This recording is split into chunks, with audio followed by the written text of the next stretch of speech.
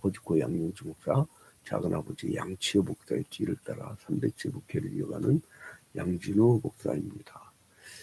저희 아버님이 전북 옥구군 미면 개사리와 거사리 사이에 신교회가 있었는데 거기서 개척 목회를 할 때에 너무 살기 힘들어가지고 군산비행장 잡부로 일나가셨어요. 일제시대 때 만든 거고 나중에 미군정이 들어오고 막 그랬었죠. 이제 잡부 일나가셨는데 너무 피곤한 거야.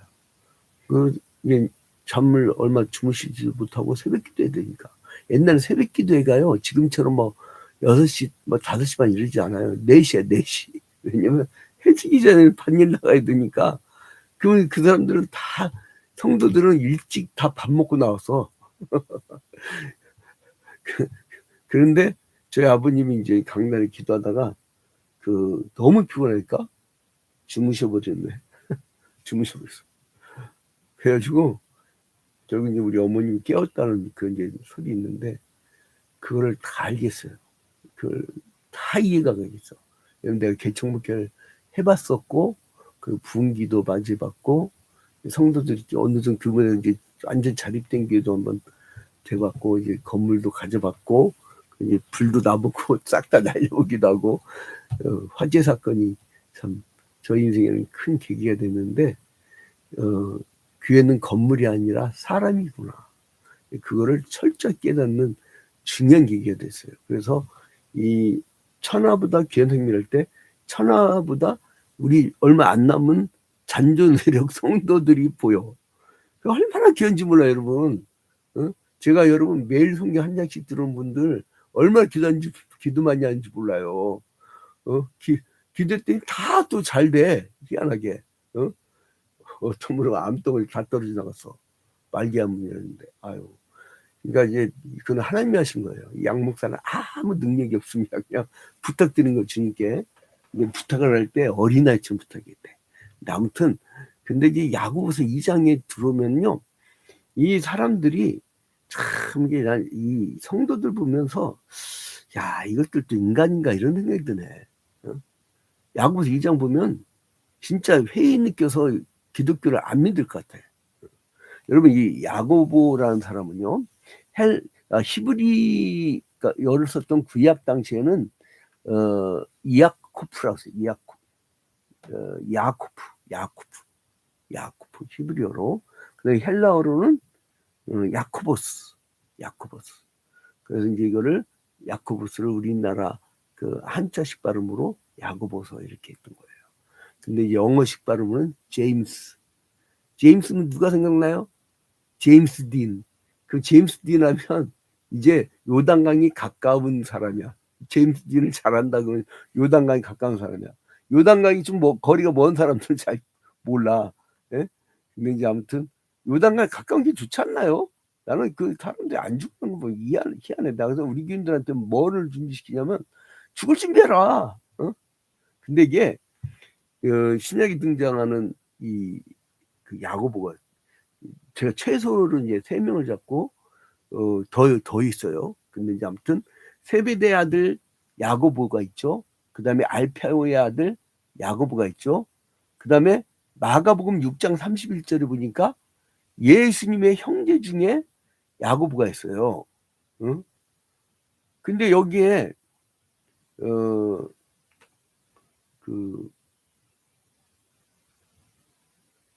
베다냐요.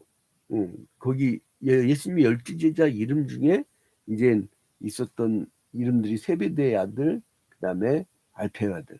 이 사람들 승질만이 들었나 봐. 좀 이렇게 막 우리의 아들이니 어쩌니 막 이런 얘기도 나와요. 근데 승질머리 들어도 하나님 또 쓰시대. 희한해요. 승질머리 들은 대로 하나님 사용하셔. 왜냐면 교회가 가끔 가도 외직이 들어오거든. 근데 그거를 누가 단호하게 딱 잘라줘야 되는데 그거를 교인들은 못해요.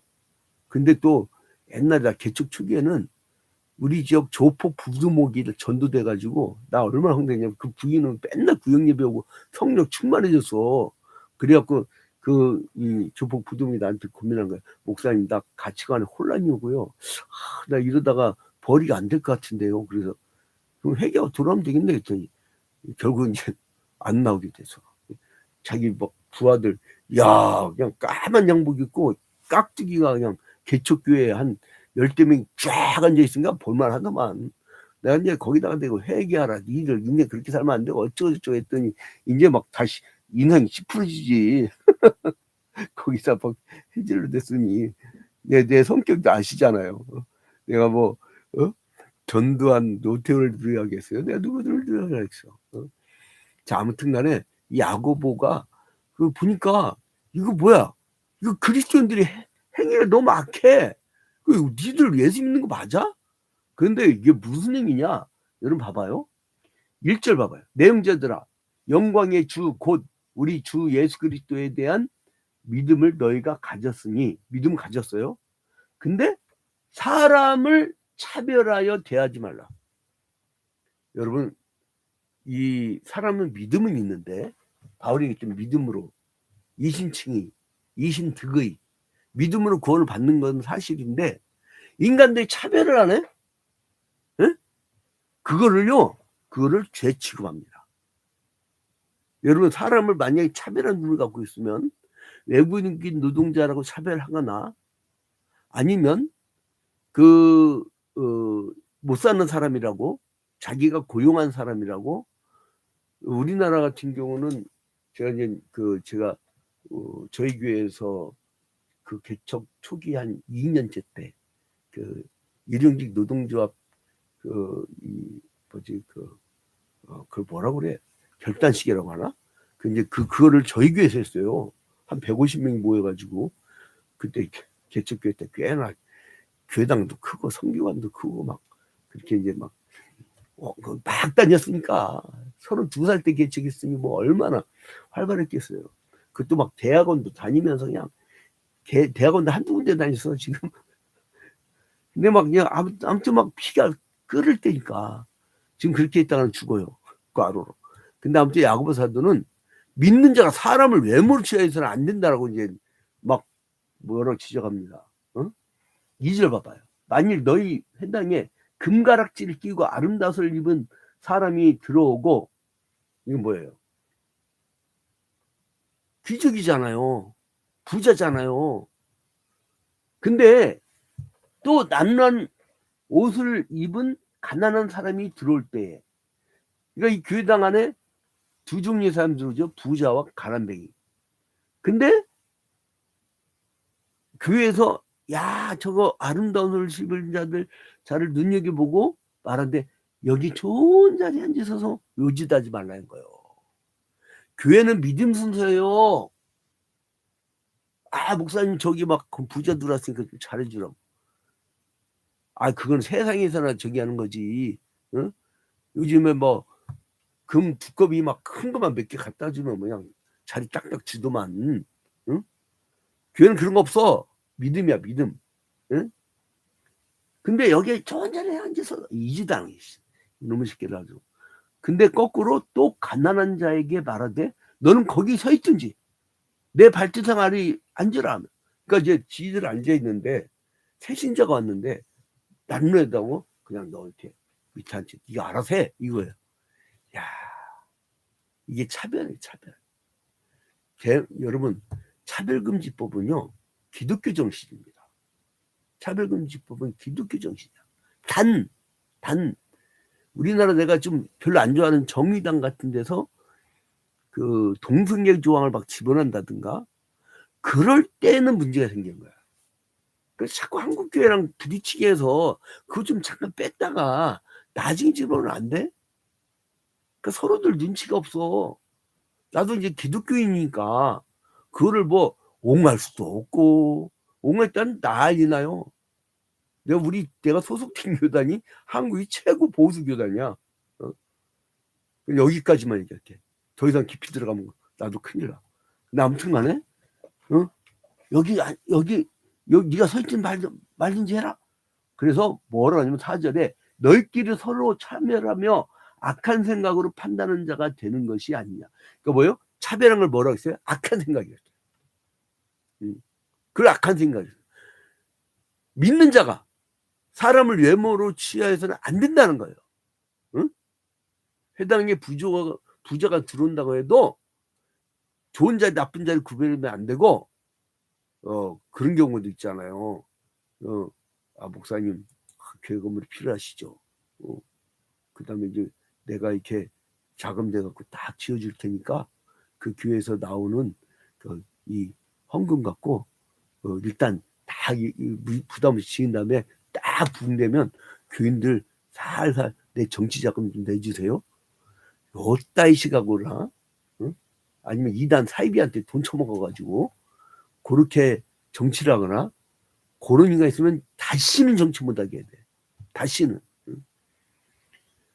이런 걸 좀, 그러니까 목사는 어디 정파에 들어가서는 안 돼요. 하지만 세상 사람들이 잘못한 범죄에 대해서는 하나님의 계명에서 벗어났을 때는 야단을 치는 게 또 그게 목사가 할 일이에요. 야단 치다가 대부분 순교당하더라고. 나도 작년에 12월 3일 날 갈 뻔해서 내가 보니까 이렇게 쭉 보니까 내 주변 사람들이 꽤나 있는 것 같아. 나는 야당 쪽이 아니에요. 야당 쪽이 아니라고. 보수교단인데. 근데 보수교단 사람들이 꽤나 있어요. 여러분이 세밀한 거 못 보셨죠? 어우. 신부님들하고 목사님도 꽤나 있더라고. 점쟁이들이 제일 싫은 직업이에요. 나 5절에 보니까 내 사랑하는 형제들아 들을지어다. 하나님이 세상에서 가난한 자를 택하사 믿음에 부유하게 하시고. 누구를 택하사? 가난한 자를. 고린도전서 1장 보세요, 여러분. 고린도전서 1장에 하나님이 가난한 자를 들어 쓰셔서 부한 자를 창피하게 한다고. 그리고 가난한 자를 들어서서 하나님이 복음을 증거한다고. 가난한 자를 택하사 믿음에 부유하게 하시고. 여러분 가난할수록요 사람이 간절함이 있어요. 그잖아요. 여러분 다 가진 사람이 간절하게 달라고 기도하겠어요? 밑바닥인 사람이 간절하게 기도하겠어요?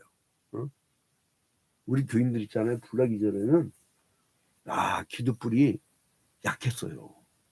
손잡고 기도하라 해도 그냥 벽에 의무적으로 하고 그냥 대충 까짓거 그냥 다 축복받고 다 잘되고 뭐 아파트들 사고 그러니까 판자촌에서 비밀 목회를 하는데 죄다 잘되네. 그래가지고 난 그냥 그 기도불이 약해진 건 난 알아. 새벽 기도 시자가 막 계속 줄어갔으니까. 근데 불나고 났더니 제정신 딱 돌아온 거야. 누가 뭐라 할 것 없이 그냥 밤마다 모여갖고 초대교회처럼 기도하고 난리가 난 거예요. 근데 여러분 이 간절함, 가난한 자를 택하사 믿음에 부유하게 하시고 또 자기를 사랑하는 자들에게 약속하신 나라를 상속으로밖에 하지 아니하셨느냐. 이 사람들이 하나님 나라를 물려받는다는 거예요. 하나님 나라는 가난한 자의 것이에요. 부자가 언제 간다고 했어. 부자가 약대가 바늘구멍 통과한 것보다 더 힘들다고 했잖아요.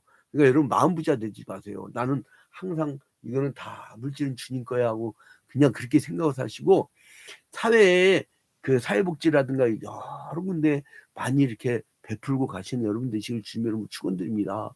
미국 교회들이요. 교인들은 저렇게 죽으러가는데 왜 안 망하는 줄 알아요? 죽을 때 성도들이 자기 전 재산 다 바친대. 자식들한테 안 주고. 그래가지고 교회가요. 교인들은 죽으러가는데 망하지는 않는데 그 목회자들이 그래서 좀 게으르긴 게을러. 새벽기도 안 듣고 않고 막 우리 한국교회 목회자들 보면 눈빛이 초롱초롱한데 거기 좀 티니한 경이 있어. 미안해요. 미국 목사님들. 근데 아무튼 이제 8절에 보니까 너희가 만일 성경에 기록된 대로 네 이웃 사랑하기를 내 몸과 같이 하라 하신 최고의 법을 지키면 잘하는 것이거니와. 야, 여러분 외모를 판단하지 말고 이웃 사랑하는 것이 최고의 법이래. 그 다음에 이제 9절에 보니까 만일 너희가 사람을 차별하여 대하면 죄를 짓는 것이니. 여러분 차별하는 게 뭐라고요? 죄를 짓는 거라고.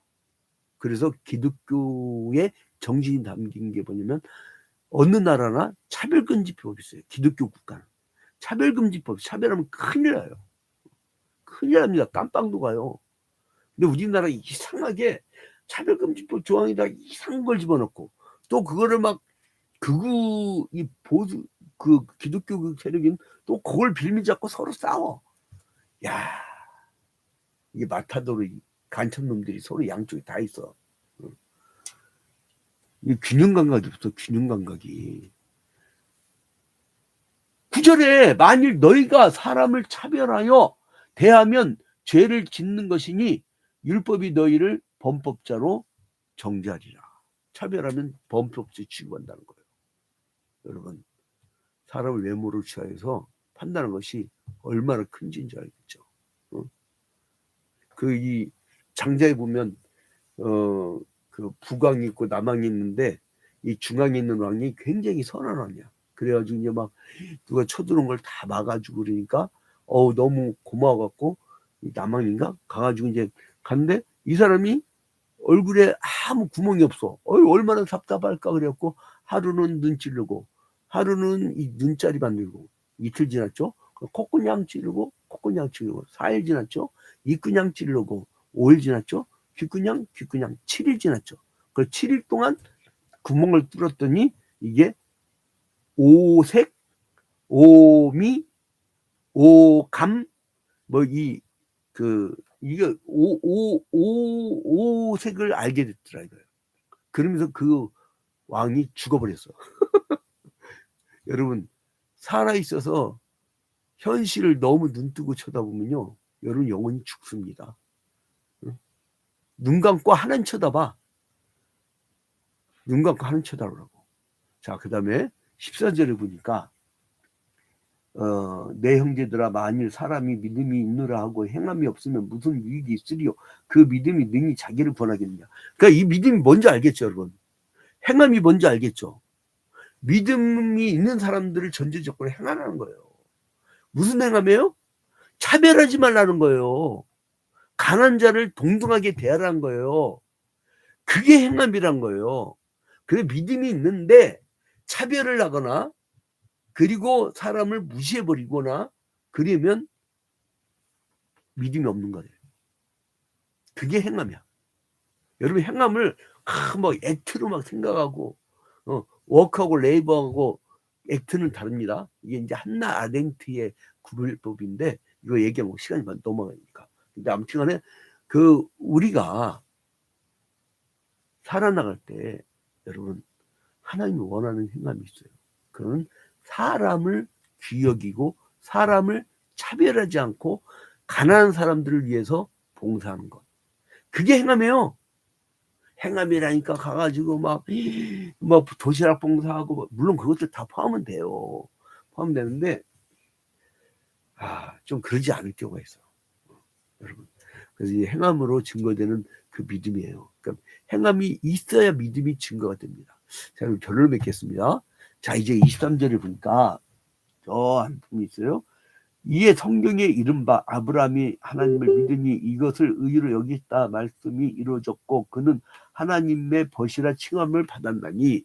이제 야고보서는 그 행함이 없는 믿음을 헛된 강조하면서 믿음의 사람들이 이제 그 믿음의 행위를 증거했다는 거예요. 그러니까 아브라함은 하나님과의 약속을 믿음으로 아들 이삭을 바치라는 것까지 따르는. 그러니까 여러분, 이제 우리가 차별금지 그리고 사람을 귀히 여기는 그런 하루가 되기를 주님의 이름으로 축원드립니다.